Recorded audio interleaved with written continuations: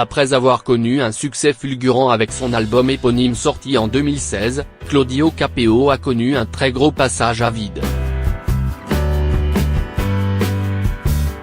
Un pic de tristesse et d'anxiété dû à une célébrité trop soudaine, qu'il décrit ce lundi dans les colonnes du Parisien.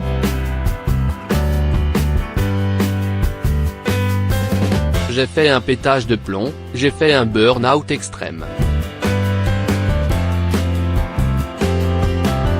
J'ai voulu me tuer, tout simplement.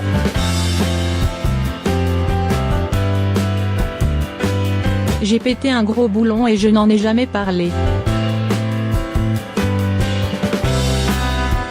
J'avais du succès depuis 2 ans, et quand je me suis posé et que j'ai réfléchi à ma vie, cela m'a fait sombrer.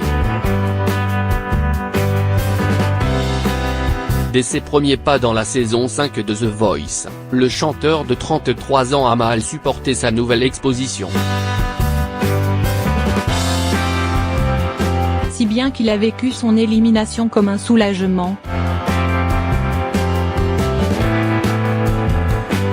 Je n'étais qu'aux battles et je n'en pouvais déjà plus. Il y a ce côté compétition, et puis mon fils était à l'hôpital en Alsace avec une méningite, alors que j'étais à Paris. Cela n'allait plus du tout.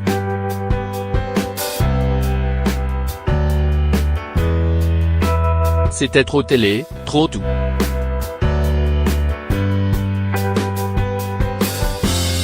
J'étais perdu.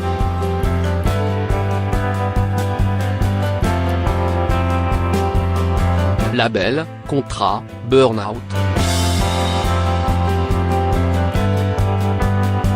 Très vite après son départ du programme, il signe avec un label.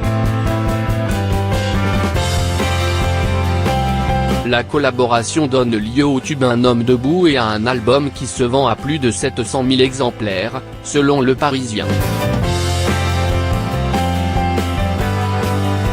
Et avec le triomphe viennent les angoisses.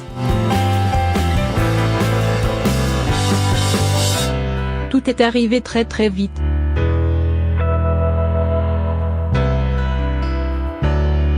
Les télévisions, les radios, je ne comprenais rien à ce qui m'arrivait, raconte-t-il à l'hebdomadaire.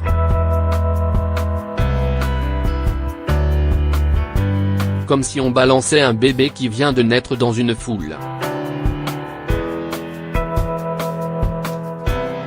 Zaz m'a beaucoup aidé.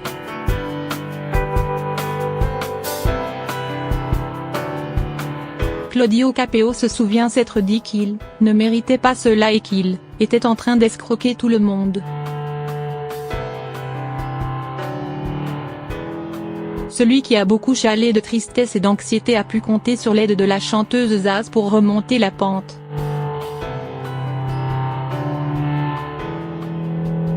Elle m'a beaucoup aidé en me disant regarde tout ce que tu viens de te prendre dans la gueule, c'est normal que tu craques, il faut péter un plomb.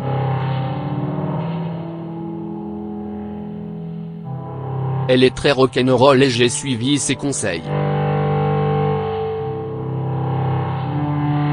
Claudio Capéo semble néanmoins aller mieux. Son nouvel album, Tant que rien ne m'arrête, est disponible depuis le 7 décembre dernier.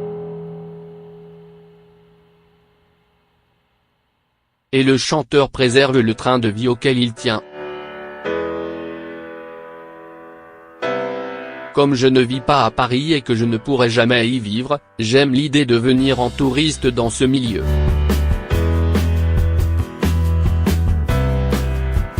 Moi, je vis dans un village au pied des montagnes, je me promène dans la forêt et j'emmène mon fils à l'école en tracteur.